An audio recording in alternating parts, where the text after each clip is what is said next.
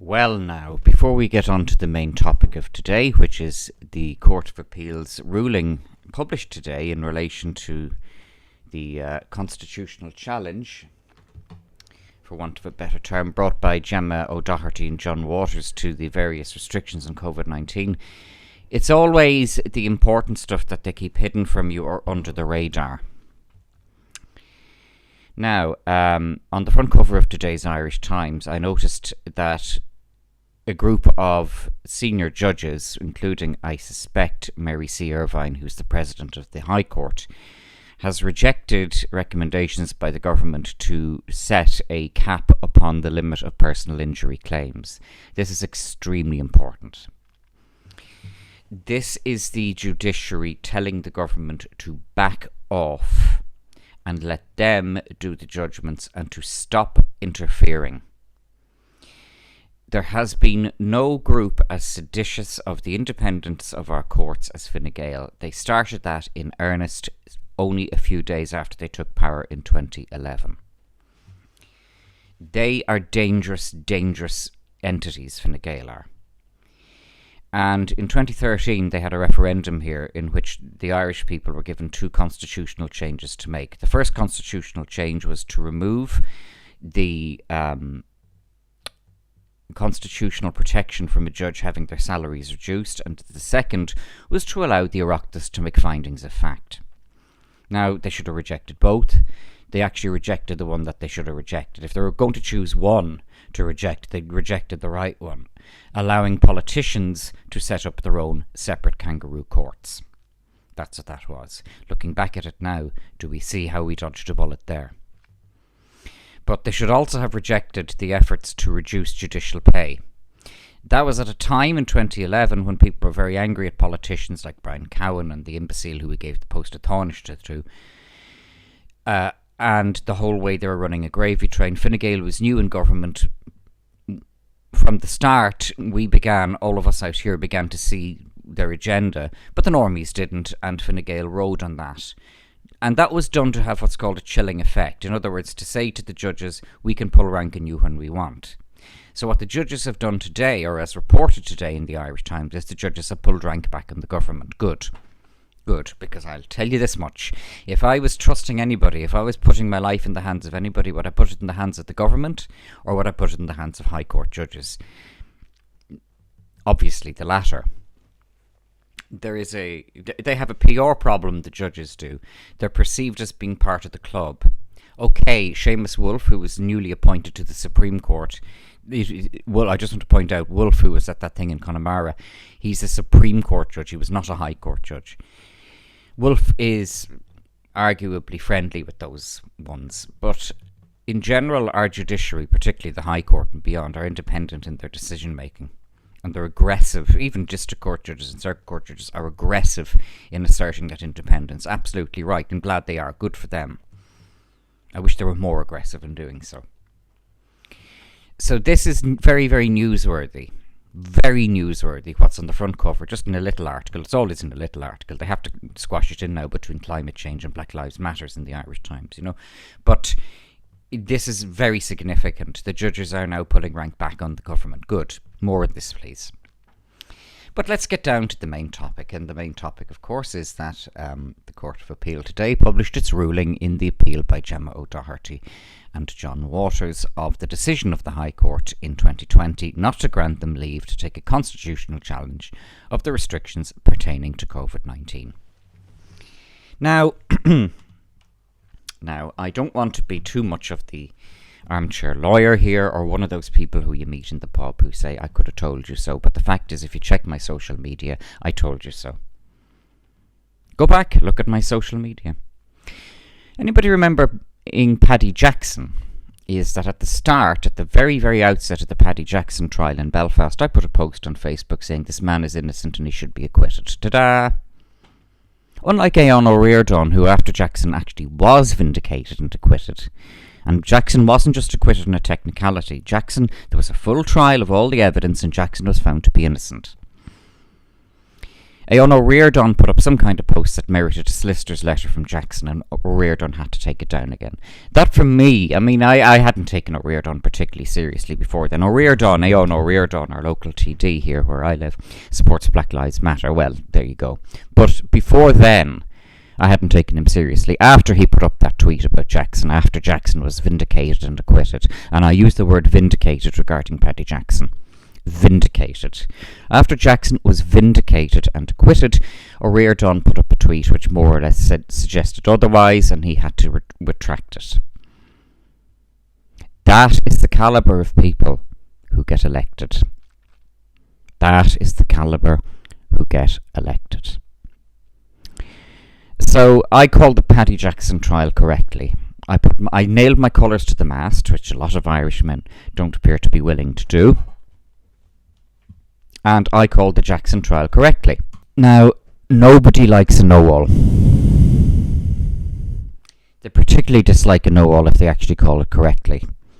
So I have to really, really carefully qualify my position here by saying that aside from those kind of internet experts who come out with all this carry-on, I actually did call the O'Doherty and Waters case correctly.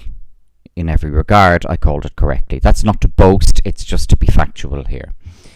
Check my previous social media posts, the videos, the written things. I actually called it correctly. Because here's the plot spoiler of O'Doherty and Waters. They lost. And they lost for a reason. And I'm not sure that the reason would be because all the judges are shape-shifting reptilians or members of the Illuminati. But it would be because of what was said by Justice Meenan, which I also, there we go, I predicted correctly as well in advance. It would be because in the High Court, when they went before Justice Meenan, they were premature. It was too early in the whole cycle of things to be trying to call out what they were calling out. Secondly, they went about it procedurally wrongly. And thirdly, they came out with stuff that they were not able to back up. You can make any claim you like in court. But the whole system, the adversarial system, and it's rightly so, is based on two words. Prove it. Yeah. So they claimed this and that and all the other in the High Court, and they couldn't prove it. They didn't even attempt to prove it.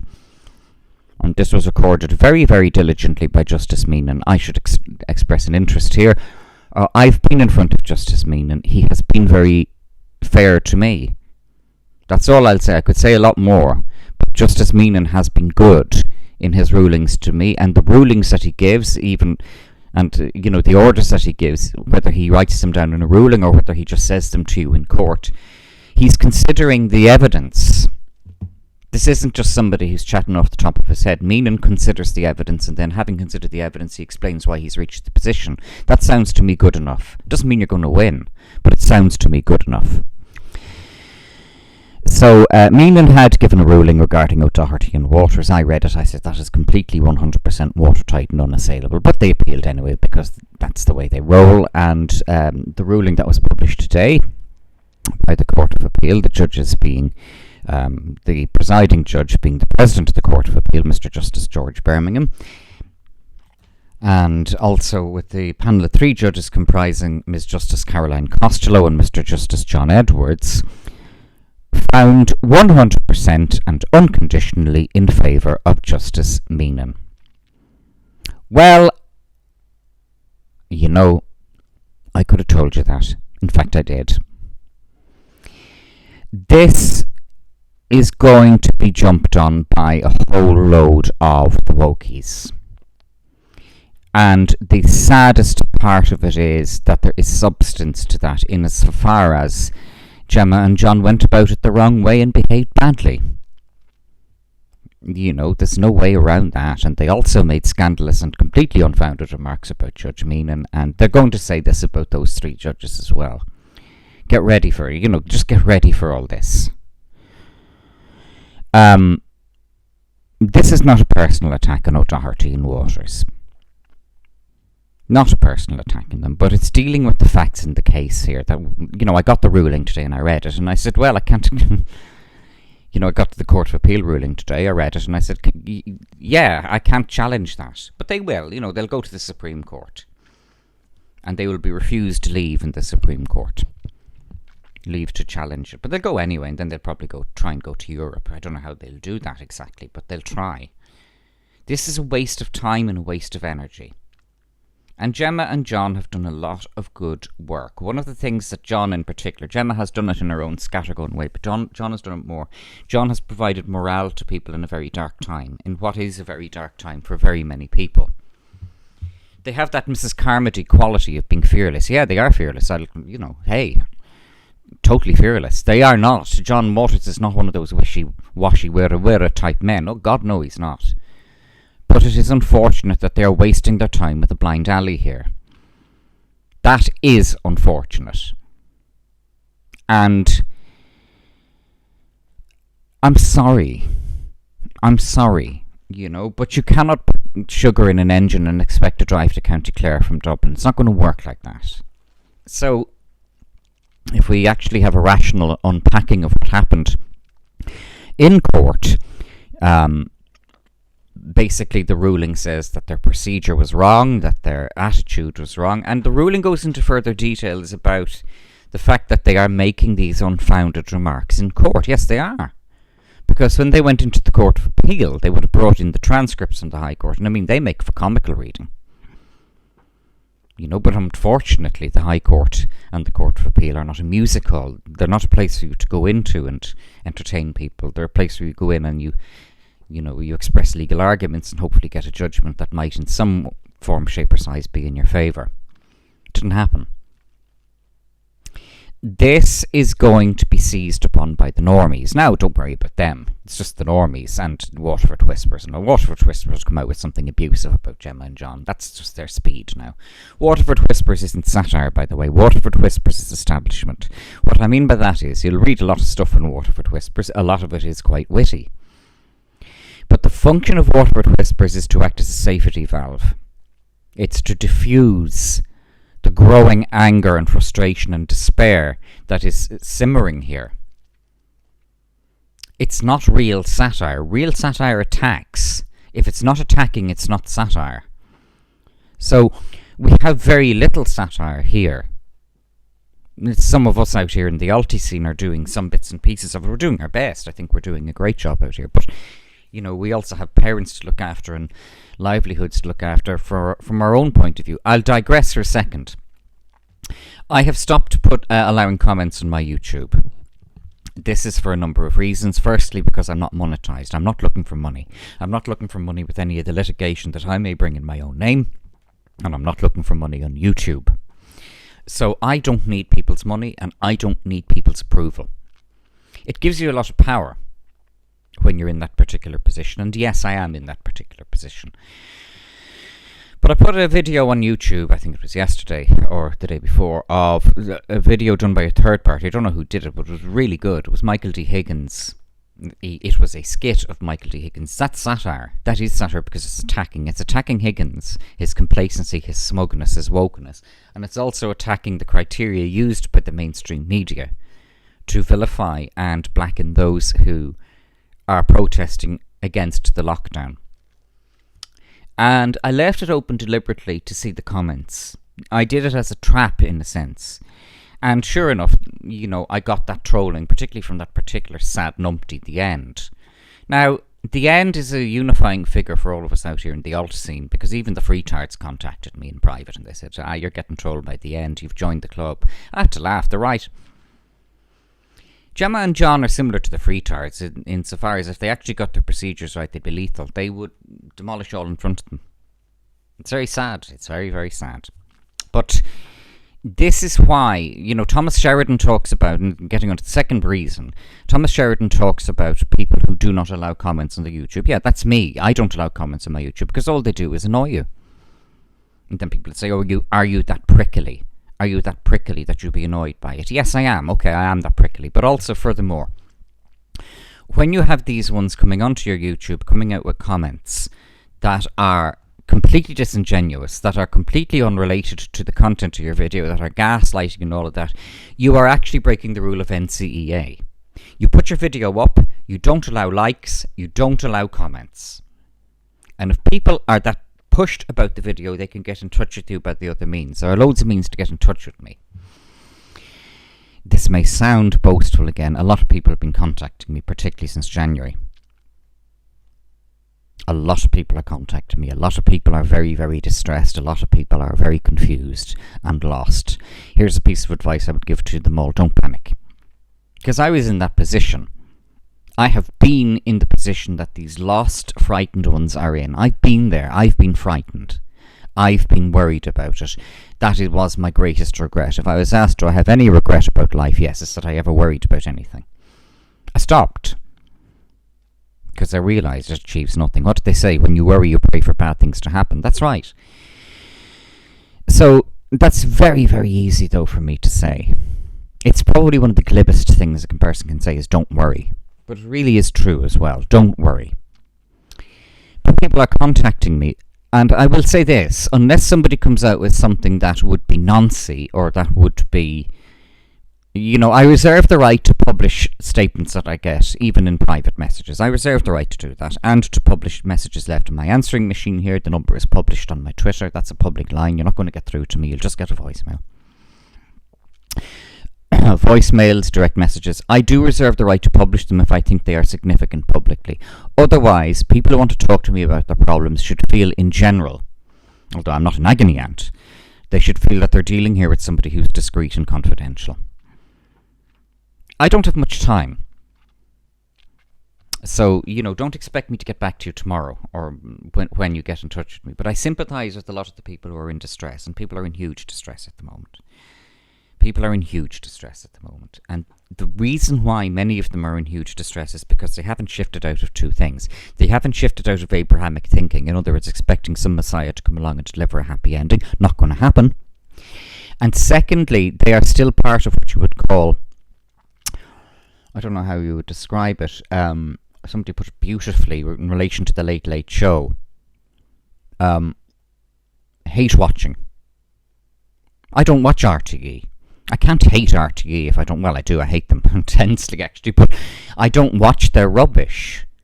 Step 1, stop watching the Late Late Show. Step 2, switch RTE off. The radio, the telly. If you want good TV, go for TG Cahir. You want nice Irish telly, go for TG Cahir. They have really good stuff in TG Cahir, and they don't fear porn all the time. So, on the one hand, people are in distress, but they're not taking sensible measures to cut off these avenues that are causing the distress. Stop watching RTE. Stop reading the Irish Times, Black Lives Matter, and every white person in Ireland is bad. Cut them off, and you're already onto a winner. But that's easy for me to say.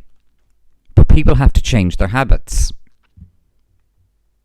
In 2019, and I've said this ad nauseum before, I'll say it one more time, I gave details of it to Greg Moffat in a great interview he gave me.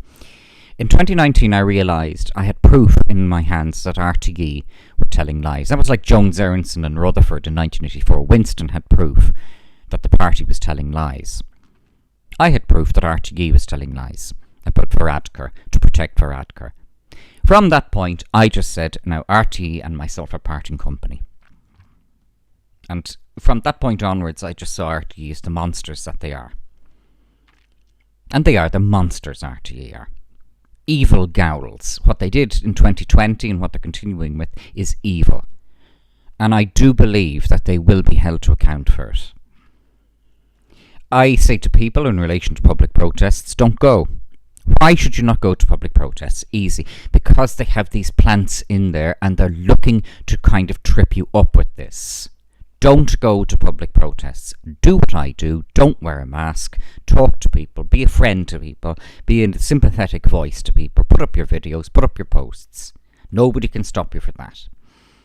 They won't come after you for that. But if you're going to these public protests, you need to understand that they're infiltrated by people. They're infiltrated by idiots like Dee Wall and all these other ones, Ben Gilroy. They're trouble, those people are. Keep away. Civil disobedience, it's not about going to Grafton Street and waving placards and going, blah, blah, blah. It's not about that. It's harder than that. It takes more commitment and more intelligence and more diligence to do civil disobedience. I'm not wearing a mask. I haven't worn a mask once, except when I wore that leather mask when I was doing a jokey photo shoot. And I can tell you that thing stank like the floor of a stable after 10 minutes. It proved to me why I'm right not to wear a mask. And other than that, I haven't worn a mask once. I go out shopping, I go to do all my chores without wearing a mask. That's my civil disobedience, and that is enough. That is enough. I don't need to account to anybody else. I saw a post on Twitter today from a woman who said that even though she showed her lanyard in the shop, one of the busybody customers got even angrier at that. Well, here's something now. When you wear a yellow star, you're targeted. Don't wear a yellow star. Don't wear a lanyard. You don't have to explain yourself to any member of the public who thinks they've the right to demand your medical history. They simply don't have the right to demand your medical history. They are harassing you by approaching you and speaking to you at all. Now, you go to a shop or the bank, supermarket or whatever, those in charge have the right to say, do you have an exemption from wearing a mask? Yes, okay. End of. That's how it's been for me. All the time, that's how it's been for me. I've got no trouble from the shops. I've got no trouble. But I suppose it's a Jungian thing inside yourself. You don't look for trouble, you don't get it. But this woman on Twitter was saying, she had a lanyard and it just made the person worse. There you go. So don't wear a lanyard. Don't even have it in your hand. She said she had it in her handbag and she pulled it out. So what? Don't show it to them. They don't deserve it. They've no right to demand it from you. Why are you pandering to them? Why are you playing into their court? Don't play into their court. Don't let them set the terms. You set the terms. By not wearing a mask, I hasten to add, I'm not breaking the law. I'll say that one more time. By not wearing a mask, I am not breaking the law. Therefore, somebody who harasses me in the supermarket, the bank or wherever, they are breaking the law. Well, I'll treat them that way. And that, I'm afraid, has to be the mindset. That's the paradigm. That's the frame that your head has to be in when these busybodies come up to you. They are trespassing against you. You are not trespassing against them. You need to be full of righteous anger when that happens. I can do righteous anger. I can do Karen speaking to the manager. I'll pull out the top hat. Ladies and gentlemen, please stand back because I am now going to make a scene. You want a scene? I'll give you a scene.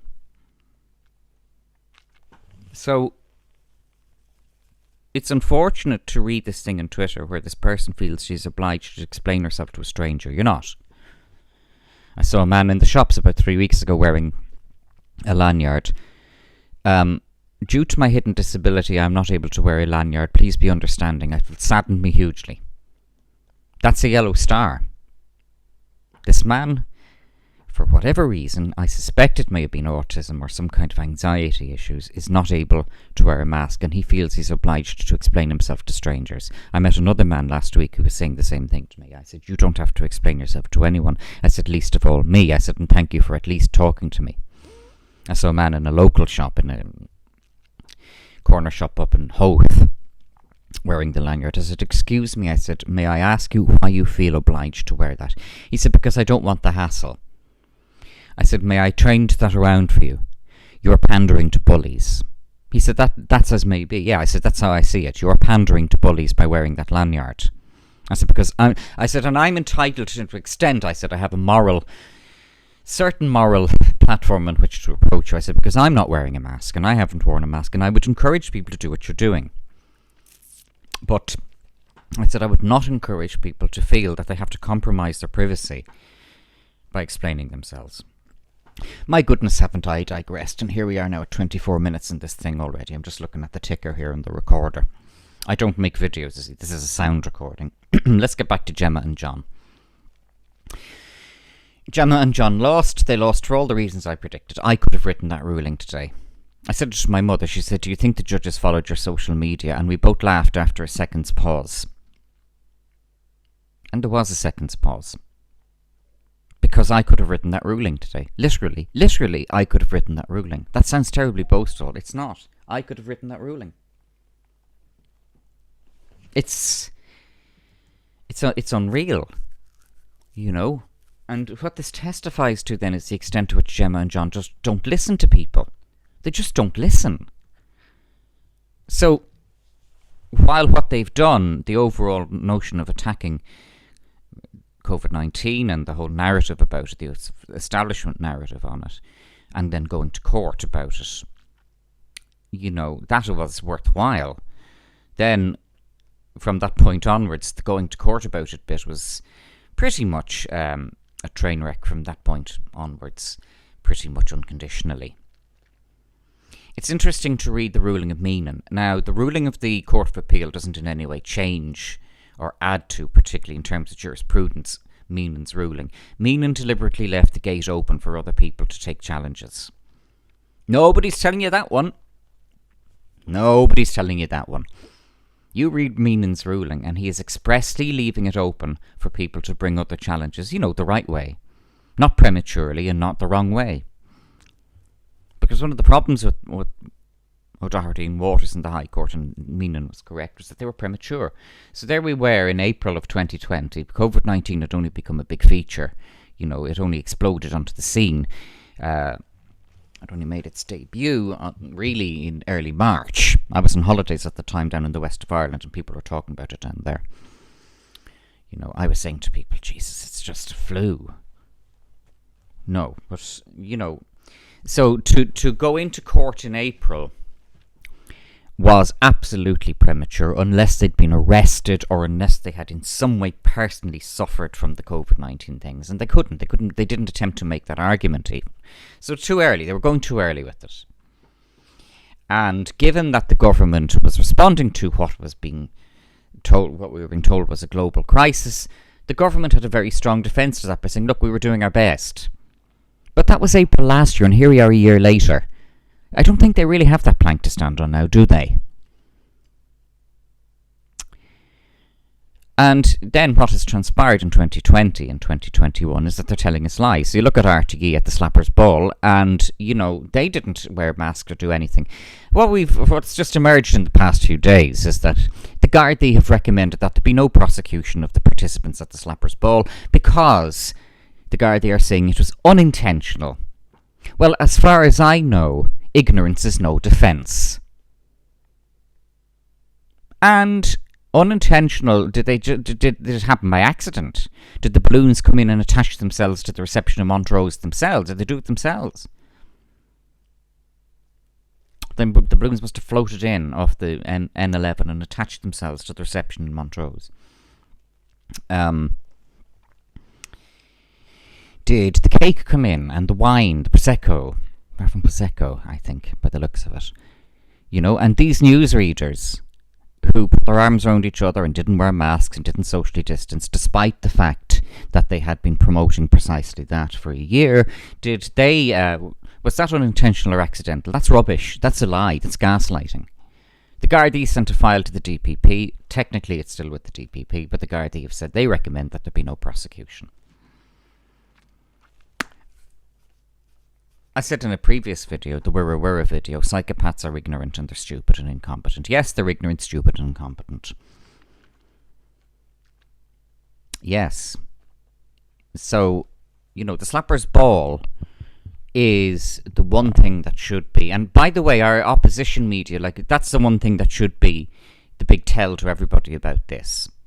By the way, our independent media, Virgin Media, they should have been dancing on the Slappers Ball from the moment that happened. Instead, they basically supported RTE. So there's your independent, objective media for you. The Slappers Ball, we must remember, was what's called an open goal. I cannot think of a more opener goal than the Slappers Ball. Yet they all closed ranks. Actually, a bigger open goal was Roderick O'Gorman's association with Peter Tatchell, and they closed ranks at that one as well. So get used to this. People are following Abrahamic thinking, and they're also still putting, at least as a residual or subconscious or subliminal way, faith in the mainstream media. Don't. They lie to you. I saw that in 2019. They lie. It's not that they omit or make mistakes. They do that as well. That can be forgiven. But they lie. They tell lies. RTE tell lies, in particular, to protect Varadkar. And I will stand over that because I can prove it. So, here we are with Gemma and John. And yes, they lost their case. And, you know, I suppose there was no chance of them winning it, and I said that from the start. I said it back in April last year. I don't wish to be that pub bore or armchair lawyer, but this is what I said. Check me. Go back and look. This is what I said. You know, I'm not like those normies who last year, oh yeah, there's a lurch, oh yeah. You know, Simon's playing a blinder. Oh, there's a Leo coat. Did you hear his speech? Oh, I bawled my way through Leo's speech. Such empathy, strength, and leadership. Or Simon is playing a blinder. Aren't we lucky to have them at the helm? This is all last year. April of last year, you know. You know, I never said that then. And these are the ones now who are giving out and complaining about it, and they're not going to do a thing about it. At least Gemma and John did something. It didn't work, and they did it the wrong way, and they should have taken advice. Even advice from an experienced high courter. I don't mean necessarily automatically go and get formal legal advice from a practicing solicitor, because, you know, to go to the high court, just they say, oh, we'll give you advice. Could you just PayPal us $7,500 before I take your phone call? You know, I mean, I'm being very cruel here, there are solicitors who will talk to people at length.